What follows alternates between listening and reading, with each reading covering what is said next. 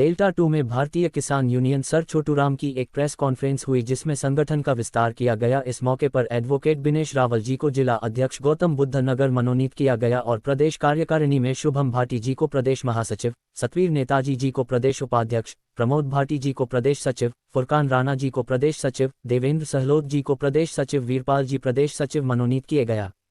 इस मौके पर राष्ट्रीय अध्यक्ष महोदय श्री आनंद चौधरी जी ने कहा कि देश में किसान विरोधी सरकार है, हम सबको एकजुट होकर मुद्दों पर लड़ने की जरूरत है, इसलिए संगठन विस्तार किया गया है। इस मौके प्रदेश अध्यक्ष एडवोकेट भूपेंद्र चौधरी, महिला मोर्चा प्रदेश अध्यक्ष गीता निगम जी, अध्यक्ष पश्चिम प्रदेश एडवोकेट ललित भाटी जी, चौधरी रोहित किसान प्रदेश सचिव, एडवोकेट रविंद्र त्यागी, राष्ट्रीय कोषाध्यक्ष सोहन वीर जी, एडवोकेट नीरज भाटी, एडवोकेट विशाल नागर, एडवोकेट सत्येंद्र नागर, श्री नरेश रावल जी, देवेंद्र नेताजी, पवन चौधरी, रमेश रावल, धर्मवीर सिंह, विक्रम सरपंच, विकल सिंह, हरविंदर सिंह आजाद, प्रधान दौला, संजय भाटी, पुनीत मदन यादव, राजेश जी, अंकुर, विजय जी और सैकड़ों सम्मानित साथियों उपस्थित रहे।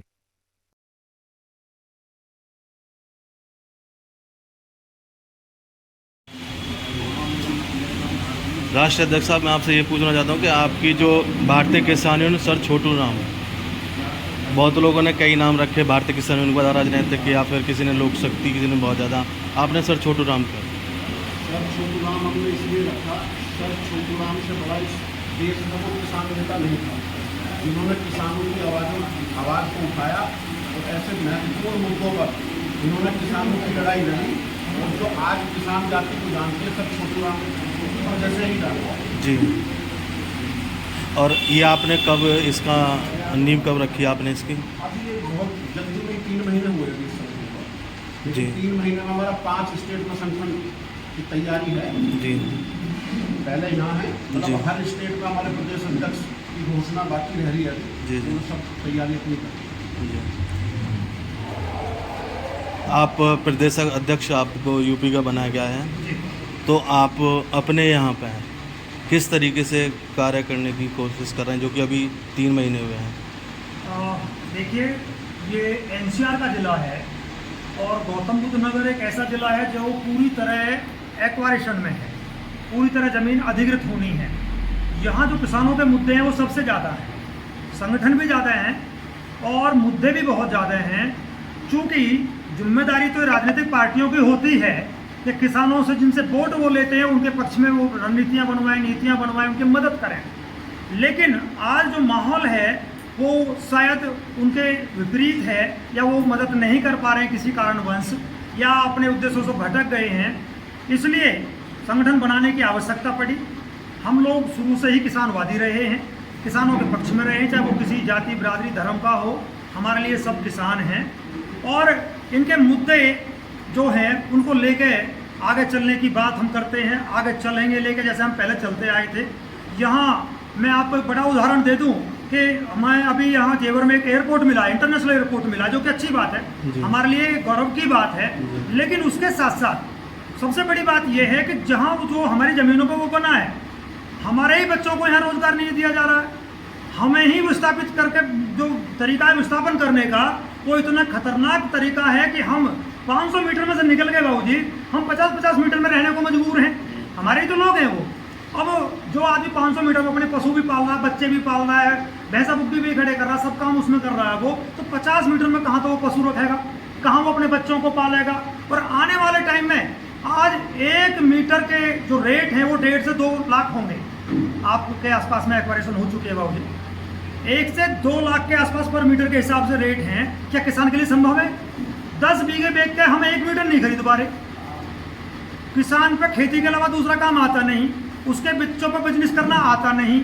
वो घर लेगा, घर बनाएगा, शादी करेगा, गाड़ी घोड़ा लेगा, पैसा उसने में खत्म। तो भाई सरकार को चाहिए कि उसका विस्थापन तरीके से करे ताकि उसके बच्चों को भविष्य में आने वाले टाइम में उसके ज़मीन भी मिली रहे, ज़मीन उन्होंने ना खरीदनी पड़े, उसको रोजगार भी मिलता रहे, तो ये व्यवस्थाएं देनी पड़ेगी। इसमें सवाल तो ये भी है कि उन्होंने जब गांव उजाड़े कुछ भी किया तो उन्होंने जेवर के ही पास उन्होंने सबको मकान भी दिए हैं। उसके मैं वही कह रहा हूँ, जो मकान दिए हैं हमें 500, मनीष भाई आ जाइए, 500 मीटर में से निकाल के, राजेश भाई आ जाओ आगे, भाई आगे जगह दीजिए भाई साहब को, 500 मीटर में से निकाल के हम 50 मीटर में शिफ्ट कर दिए गए हैं। लड़ाई तो इसी बात की है। हमारे बच्चों को रोजगार देने का वादा किया गया, हमें रोजगार नहीं दिया गया, बच्चे वहाँ रोजाना घूम रहे हैं। तो आपने भैया इस सवाल के लिए किसी को क्या दिया, जी विज्ञापन दिया आपने किसी को? हाँ, रोजाना हो रहे हैं, वो देवर पर रोजाना बच्चे विज्ञापन दे रहे हैं, एसडीएम को सुनने वाला ही नहीं है वहाँ पे। ये सबसे बड़ा मुद्दा है हमारा। आबादी के प्लॉट सबसे बड़े मुद्दे हैं, बैक लीज सबसे बड़े मुद्दे हैं हमारे। जैसे कि कुछ लोग, ये तो कोई किसानों की बात, कुछ लोग अगर आपसे वैसे मदद मांगना आते, लोग परेशान है किसी बात को लेकर, थाने से, चौकी से, किसी बात को देखिए, लेकर, तो किसान आप उसमें थाने और तहसील से बाहर नहीं जाता, उसके काम ही थाने तहसील तक के होते हैं। वो कोई बड़ा बिजनेस तो करता नहीं है कि उसे दिल्ली ईडी के पास जाना पड़े, सीडी के पास जाना पड़े, वो तो होता नहीं है। उसके काम या तो थाने में पड़ेंगे या तहसील में पड़ेंगे। भैया संगठन इसीलिए है, यदि हमारे आदमी के साथ गलत होता है, चाहे वो रात हो या दिन हो, अपने आदमी के साथ खड़े। अगर कोई अन्य व्यक्ति रात को 2 बजे आपके दरवाजे पर कहीं मुझे किसी भी टाइम बजे, समाज में है, समाज में बैठे हुए हैं। जब समाज में आदमी है तो टाइम नहीं देखा जाता, वो रात है दिन है वो नहीं, फिर अपना आदमी देखा जाता है, गलत और सही देखा जाता है, उसके साथ हैं हम हर तरीके से। गीता निगम जी, आप प्रदेश अध्यक्ष महिला मोर्चा के हैं। मैं आपसे ये पूछना चाहता हूँ कि आप अभी जो चल रहा है कि महिला की सुरक्षाओं के लिए आप भारतीय किसान यूनियन सर छोटू राम में हैं, तो उस हिसाब से और इस हिसाब सोच के आप क्या करेंगे महिलाओं के लिए, या किसान नेताओं के हिसाब से, या फिर आपकी चीज़ों की समस्याएं जो आपके पास आती हैं? किसान यूनियन में जो मुझे महिला की जिम्मेदारी दी गई है, इस जिम्मेदारी के लिए सबसे पहले तो मैं संगठन का विस्तार कर रही हूँ और जिले में जिला अध्यक्ष की पोस्ट चल रही है और प्रदेश के लिए महिलाएं खोजी जा रही हैं। इसके सिवा मेरी कोशिश ये होगी कि जो सरकार बैठी हुई है, इतनी निकम्मी सरकार है, नाम तो ये महिलाओं को लेकर आगे बढ़ रही है कि हम महिलाओं को सुरक्षा देंगे, लेकिन महिलाओं को कहीं कोई सुरक्षा नहीं है।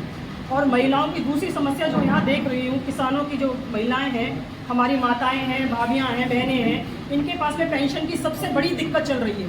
पेंशन या तो बनी नहीं रही है और बन गई है तो मिल नहीं रही है। इस मुद्दे को लेकर भी मैं आगे बढ़ रही हूँ और मैंने कई गाँवों में ये सर्वे करवा रही हूँ। अपने गाँव से मैंने शुरू करा है, रौनी गाँव से मैं हूँ, और जी रौनी रामपुर पड़ता है मेरा गाँव। वहाँ से मैंने शुरू करा है पता करने के लिए कितनी महिलाओं की पेंशन नहीं आ रही है और जिनकी नहीं बनी है उनकी बनवाने के लिए वो प्रोसीजर में आगे बढ़ रही हूँ। तो अभी तक आपने कितने लोगों का बनवा दिया और कितने लोगों का नहीं? अभी मैंने सिर्फ शुरुआत करी है, एक डाटा इकट्ठा कर रही हूँ। डाटा इकट्ठा करके 10-5 गाँव का इकट्ठा हो जाएगा तभी अधिकारी के पास जाऊँगी। एक एक गाँव के लिए जाना तो कुछ उचित नहीं लग रहा है मुझे, और उससे पहले मैं अपने संगठन का विस्तार करूँगी। एडवोकेट दिनेश रावल, जिला अध्यक्ष गौतम बुद्ध नगर, जो कि आप आज नियुक्त किए गए हैं। हाँ, घोषणा नियुक्त। तो आप जिले में किस तरीके से अपना कार्य संपन्न करेंगे और अपनी जो टीम है और जो आपके जो भारतीय किसान यूनियन सर छोटू राम है, आप उसके लिए अपने ज़िले में किस तरीके से अपना कार्य करेंगे? गौतम बुद्ध नगर में जैसा कि प्रदेश साहब ने बताया, सबसे ज़्यादा एक्वायर ज़मीन ही हुई है और जो बची हुई ज़मीन है वो भी प्लानिंग में है। और सबसे बड़ा मुद्दा यहाँ पे वही है बैक लीज का। बैक लीज का सबसे बड़ा मुद्दा है और हम इसी पर आगे कार्रवाई करेंगे, विचार करेंगे किस तरीके से लोगों की समस्याओं को दूर करें। उसके बाद जिले का बाहर मिला है और जिले का बाहर मिला है तो जिले की जिम्मेवारी बनती है जमीन लेवल पर काम करने की। इसके बाद हम अपनी टीम का गठन करेंगे, अच्छे युवा चुनेंगे और किसानों की समस्याओं का समाधान करेंगे। एडवोकेट शुभम भाटी, बताते। एडवोकेट शुभम भाटी जी, प्रदेश महासचिव गौतम बुद्ध नगर, जो कि आप अपने यहाँ पे किस तरीके से अपने कार्य करने की क्षमता रखते हैं, जो कि भारतीय किसान यूनियन और भी हैं? देखो, किसान यूनियन हमारा एक राष्ट्रीय अध्यक्ष जी के अंदर में एक हमारा संगठन का विस्तारन किया गया है, जिसमें हमारी सबको मार्गदर्शन दिया गया है कि जितने भी किसान हैं, जितने भी भाइयों से हमारी ज़मीन ली गई है, उनके लिए आज तक हमारे प्राधिकरण के द्वारा कोई भी काम की नीति या काम के